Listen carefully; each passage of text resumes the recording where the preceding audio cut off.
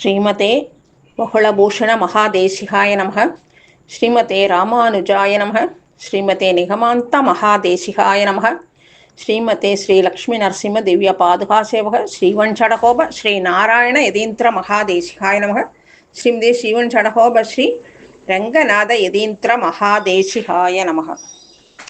Hello குட்டீஸ், எல்லாரும் எப்படி இருக்கேள்? இப்போ நம்ம கார்த்திகை மாதம் அப்படின்ன உடனே உங்களுக்கு யார் ஞாபகம் வரா? என்ன ஞாபகம் வருது? விளக்கேற்றுறது. ஓகே, விளக்கேற்றுறது. கார்த்திகை மாதம் கார்த்திகை நட்சத்திரத்தில் திருமங்கை ஆழ்வார் அவதாரம் பண்ணியிருக்கார் இல்லையா? இந்த திருமங்கை ஆழ்வார் எம்பெருமானோட வில் அப்படின்னு சொல்கிற சார்ங்கத்தோட அம்சமாக அவதாரம் பண்ணியிருக்கார்.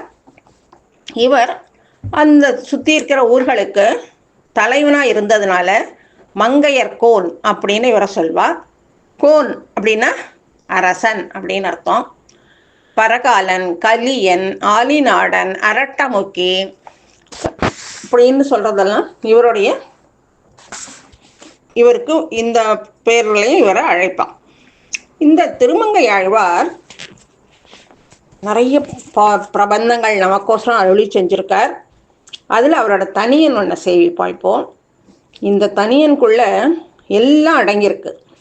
இந்த தனியனை கூரத்தாழ்வார் அருளி செஞ்சிருக்கார். நெஞ்சுக்கு இருள் கடி தீபம் அடங்கா நெடும் பிறவி நஞ்சுக்கு நல்ல அமுதம் தமிழ் நன்னூல் துறைகள் அஞ்சுக்கு இலக்கியம் ஆரணசாரம் பரசமய பஞ்சு கணலின் பொறி பரகாலன் பணுவல்களே. அதாவது என்னன்னா, யாரு எதிரி அப்படின்னு வந்தாலும் அந்த எதிரிக்கு யமன் போல இருக்குமான் திருமங்கையாழ்வாரோட அருளி செயல்கள். அது மட்டும் இல்லாமல் இந்த அருளி செயல்கள் நம்ம மனசில் பதிஞ்சுது அப்படின்னா நம்ம கிட்ட இருக்கிற அறியாமை போகும். அதுவும் எப்படி? அந்த அறியாமையை போக்குற விளக்கா இந்த பிரபந்தங்கள் இருக்கு. நம்ம எத்தனையோ பிறவிகள் எடுத்திருக்கோம். புழு, பூச்சி, மரம், செடி, கொடி, விலங்கு அப்படின்னு என்னென்ன பிறவி எடுத்திருக்கோமோ தெரியாது. அதிலெல்லாம் கஷ்டப்பட்டு ஏதோ ஒரு சுகிருத விசேஷத்தால் மனுஷாலா பிறந்து, அதுலேயும் ஸ்ரீ வைஷ்ணவாலா இப்போ நம்ம பிறந்திருக்கிறதுக்கு அவ்வளவு கஷ்டப்பட்டு பிறந்திருக்கோம். அப்பேற்பட்ட பிறப்பு இறப்பு பிறப்பு இருப்பு அப்படிங்கிற அந்த பிறவிங்கிற விஷத்தையே அறுத்து எடுத்துருமா இவருடைய பிரபந்தங்கள். அப்படி அமுதமாக இருக்கும் இது. அது மட்டும் இல்லை, தமிழ் இலக்கணத்தில் எழுத்து, சொல், பொருள், யாப்பு, அணி அப்படின்னு 5 இலக்கணங்களுக்கும் எடுத்துக்காட்டாக இருக்கு. அதுவும் இல்லாமல் வேதங்களுக்கு சாரமாக இருக்கு. அதுவும் இல்லாமல் புறச்சமயங்கள் இருக்கு இல்லையா, மற்ற சமயத்தில் இருக்கிறவா குத்ருஷ்டிகள்னு சொல்லுவோம். அந்த குத்ருஷ்டிகள் நம்ம கிட்ட வாதத்துக்கு வந்தால் இந்த திருமங்கையாழ்வாருடைய பிரபந்தங்கள்லேருந்தே எடுத்து அவளை தோக்கடிச்சிட முடியுமா? அதுவும் எப்படி? ஒரு நெருப்பு பொறியில பஞ்சு போட்டால் அது எப்படி பஸ்பமாக ஆகி போயிடும், அந்த மாதிரி அவளோட வாதங்கள் பஸ்பமாக ஆகிடுமா. அப்பேற்பட்ட நம்ம திருமங்கையாழ்வாரோட பிரபந்தங்கள் அவ்வளவு நமக்கு சௌக்கியத்தை கொடுக்கறது. ஆழ்வார்கள் எல்லாருமே அவ என்ன பேர் பெற்றாலோ அந்த பேரை அவளுக்கு கீழே இருக்கிற நம்மளாமும் அந்த பேரை பெறணும், மோட்சத்தாழையணும் அப்படிங்கிற ஒரு நல்ல எண்ணத்தில் தான் நமக்கு பாசுரங்களெல்லாம் அருளி செஞ்சுருக்கா. அது எல்லாம் கடல் மாதிரி பெருசு. அவ்வளவத்தையும் நமக்கு அர்த்தத்தோடு நம்ம கிரகிச்சிக்கணும் அப்படின்னா அந்த கடல் அளவில் ஒரு கடுகு அளவாவது நம்ம அதை தெரிஞ்சுட்டோம் அப்படின்னா, ஆண்டாள் சொல்லியிருக்கா இல்லையா, எற்றைக்கும் 7 பிறவிக்கும் உந்தன்னோடு உற்றோமேயாவோம் அப்படின்னு. அப்படி இந்த பிரபந்தங்கள் எல்லாம் நம்ம சேவிச்சோம் அப்படின்னா பெருமாள் கிட்ட போய் பெருமாளுக்கு சமமாக போய் இருந்துட்டு பெருமாளுக்கு கைங்கரியம் பண்ணுற பாக்கியத்தை நம்ம கட்டாயமாக பெறுவோம் அப்படிங்கிற அஷ்டாட்சரம் அப்படிங்கிறது எதையுமே கொடுக்க வல்லது. அது நம்ம என்ன கேட்டாலும் கொடுக்கும் அந்த அஷ்டாட்சரம் அப்படிங்கிறது. அந்த அஷ்டாட்சரத்தை திருமங்கை ஆழ்வாருக்கு பெருமாள் நேராகவே சாதிச்சிருக்கார். பெருமாள் கிட்டேருந்து நேரடியாக அஷ்டாட்சரத்தை பெற்ற பெருமை திருமங்கை ஆழ்வாருக்கு உண்டு. அதை இவருடைய பெரிய திருமொழியில முதல் 10 பாசுரத்திலையும் அதுலேயும் முதல் பாசுரத்திலேயே அதை நமக்கு அழகாக எடுத்து சொல்கிறார். அதை எல்லாத்தையும் நம்ம நல்லா தெரிஞ்சுட்டோம் அப்படின்னா நமக்கு நல்லது. நம்ம நெஞ்சில் அத்தனையும் பதிச்சுக்கணும். எளியவளாக இருந்தால் கூட அது நமக்கு இனிமையாக நமக்கு கற்றுக்க முடியும், புரிஞ்சுக்க முடியும். பகவான கிருபையினால பாசுரம் சேவிக்கிற போதெல்லாம் நமக்கு ஒரு தனியாக ஒரு உற்சாகம் கிடைக்கும். அந்த உற்சாகத்தின் பேரில் தான் திருமங்கை ஆழ்வாருக்கு பெருமாளுடைய திருவடி ஸ்பர்சம் பட்ட உடனே அவருக்கு அப்படியே ஆஹா நம்ம இத்தனை நாளாக தப்பு பண்ணிட்டோமே, இப்போவான நம்ம தெரிஞ்சுட்டோமே அப்படின்னு ஒரு பாசுரம் சாதிக்கிறார் பாருங்கோ. வாடினேன் வாடி வருந்தினேன் மனத்தால் பெருந்துயர் இடும்பையில் பிறந்து கூடினேன் கூடி இளையவர் தம்மோடு அவர் தம் கலவியே கருதி ஓடினேன் ஓடி உய்வதோர் பொருளால் உணர்வெனும் பெரும் பதம் தெரிந்து நாடினேன் நாடி நான் கண்டு கொண்டேன் நாராயணா என்னும் நாமம் அப்படின்னு முதல் பாசுரமே நமக்கு சொல்லி கொடுக்குறார். இப்படியெல்லாம் திருமங்கையாழ்வாருக்கு அப்படியெல்லாம் கிடையாது. ஆனால் நம்ம அந்த மாதிரி பெருமாள் கிட்ட தியானம் பண்ணணும் அப்படிங்கிறதுக்கோசரம் சொல்லித்தர. எப்படி இவ்வளவு நாள் நான் காலத்தெல்லாம் வீணா கழிச்சுட்டேன், பெரிய சம்சாரத்தில் பிறந்து அதுலேயே ஊறிண்டு இருந்துட்டேன். அது மட்டும் இல்லை, பெண்களால் இன்பம்னு அவ பின்னாடியே போயிட்டேன். அவ தான் நமக்கு அப்படின்னு நினைச்சுட்டு இந்த உலகத்துல கண்டதே காட்சி கொண்டதே கோலம் அப்படின்னு நம்மளாம் இருக்கோமே, அந்த மாதிரி எல்லாம் இருந்துட்டேன். என்ன திருத்தி பண்ணிக்கொள்ளணும் அப்படின்னுட்டு எம்பெருமான் திருவுள்ளம் கொண்டு ஞான வழியில என்னையும் அறியாம அவனுடைய திருவடியில எனக்கு பற்ற கொடுத்தான். அதுவும் எப்படி? திரு அஷ்டாட்சரங்கிற மகா மந்திரத்தை எனக்கு கொடுத்தான். அந்த திருமந்திரத்துல நமோ நாராயணா அப்படிங்கிற அந்த ஒரு சொல்லே போரும், அது நமக்கு மோட்சத்தை கொடுக்கும் அப்படின்னு சொல்றார். அதுவும் எப்படி? பெருமாள் கிட்ட நம்ம பக்தி வைக்கணும், பக்தியோட இருக்கணும் அப்படின்னா ஒரு உதாரணம் பாருங்க. பகவான் இடத்துல நம்ம மாறாத பக்தி, சஞ்சலம் இல்லாத பக்தியோட இருக்கணும். அது யார்? பாண்டவர்கள் அந்த மாதிரி இருந்தா. அவள்லாம் அந்த மாதிரி இருந்தாலும் ராஜ்யத்தை இழந்தா, நிறைய ஆபத்துகள் வந்தது, எவ்வளவோ துக்கத்துக்கு மேல துக்கம் வந்தது. அதுவும் இல்லை, வனவாசத்துல போய் படாத பாடுபட்டா. ஆனா பகவான் கண்ணன் எம்பெருமான் நம்மளை கைவிட மாட்டான், கிருஷ்ணனே நமக்கு எல்லாம் அப்படின்னு அவ கிருஷ்ணனையே நினைச்சுக்கொண்டு கிருஷ்ணன் கூடயே இருந்துட்டு இருந்தா. மனசுல கிருஷ்ணனையே நினைச்சுட்டு இருந்ததுனால அவளுக்கு இத்தனை கஷ்டங்கள் வந்தாலும் அவளுக்கு அதை கஷ்டமாவே தெரியல.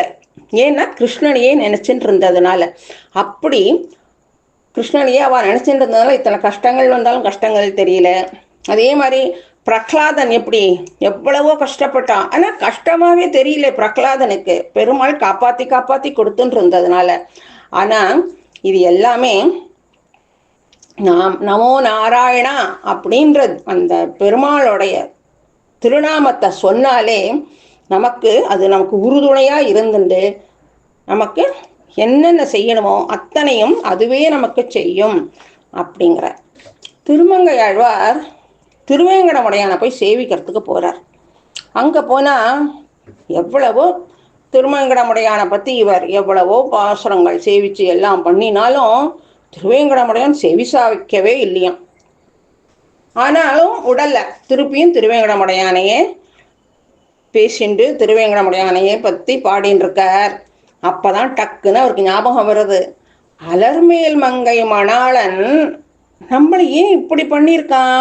ஓ, நம்ம தாயாரை கொண்டு தானே பெருமாள் கிட்ட போனோம், தாயார் தானே நமக்கு புருஷகாரம் அப்படின்னு நினைச்சுண்டு அதுக்கப்புறம் தாயாரை நினைச்சுக்கிண்டு போறார். ஆனாலும் பெருமாள் நமக்கு செவிசாக்கல அப்படின்னு இவருக்கு கோபம் வரல.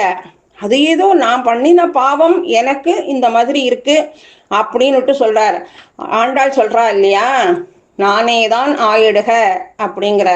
அதே மாதிரி ஆழ்வாரும் ஏ பாவம் அப்படிங்கிறார், என்னோட பாவம் பெருமாள் எனக்கு அனுகிரகம் பண்றதுக்கு முடியல அப்படின்னு அவ பொறுமையா இருக்கா. அதைத்தான் சொல்றார். திருவேங்கடமுடையான் திருவடியில சரணமடைகிறார்.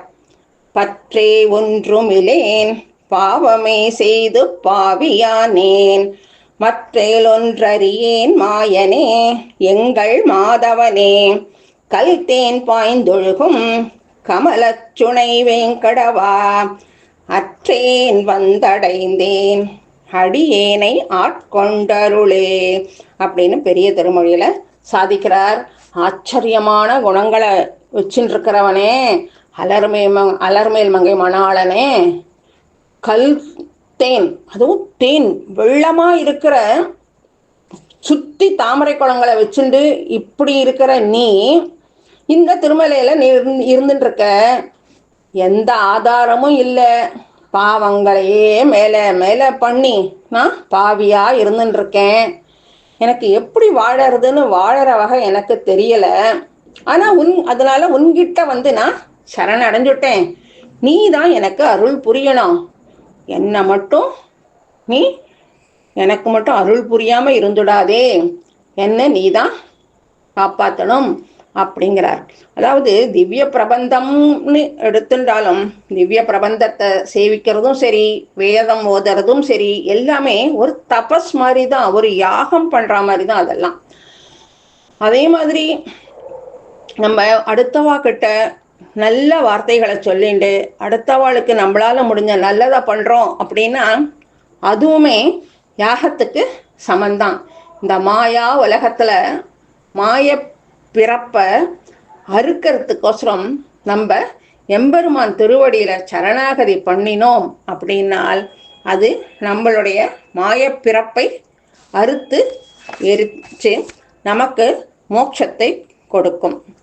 அடுத்தது சொல்றார், குலம் தரும் செல்வம் தந்திடும் அடியார் படுதுயர் ஆயினவெல்லாம் நிலம் தரம் செய்யும் நீள் விசும்பு அருளும் அருளோடு பெருநிலம் அளிக்கும் நலம் வலம் தரும் மற்றும் தந்திடும் பெற்ற தாயின ஆயின செய்யும் நலம் தரும் சொல்லை நான் கண்டு கொண்டேன் நாராயணா என்னும் நாமம் அப்படிங்கிறார். என்ன, நம்ம உயர்ந்ததான தொண்டர் குலத்துல இருந்தோம் அப்படின்னா அதுவே நமக்கு ஐஸ்வர்யத்தை கொடுக்கும்.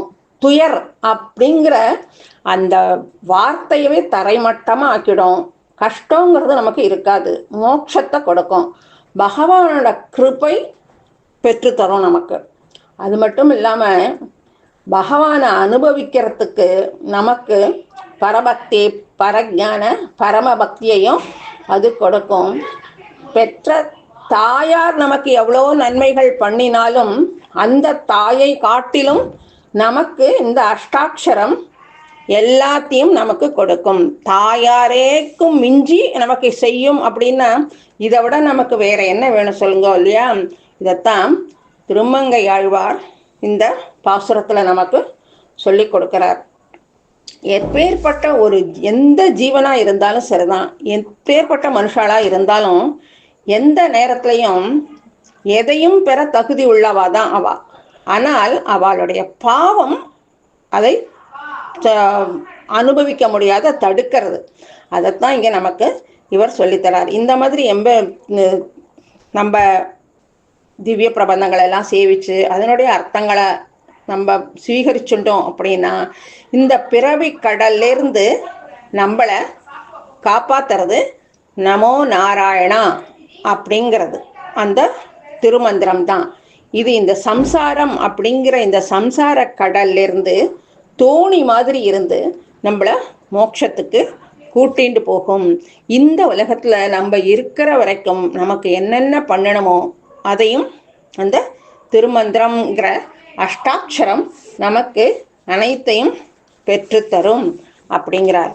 நம்மளும் திருமங்கை ஆழ்வாரோட மற்றும் எல்லா திவ்ய பிரபந்தங்களையும் நன்னா சேவிச்சோம் அப்படின்னு சொன்னால் நமக்கு எப்பேற்பட்ட கஷ்டங்கள்ல இருந்தும் பெருமாள் நம்மளை காப்பாற்றி கொடுப்பார் அப்படிங்கிறது தான் நம்ம இதுலேருந்து தெரிஞ்சுக்கிறோம்.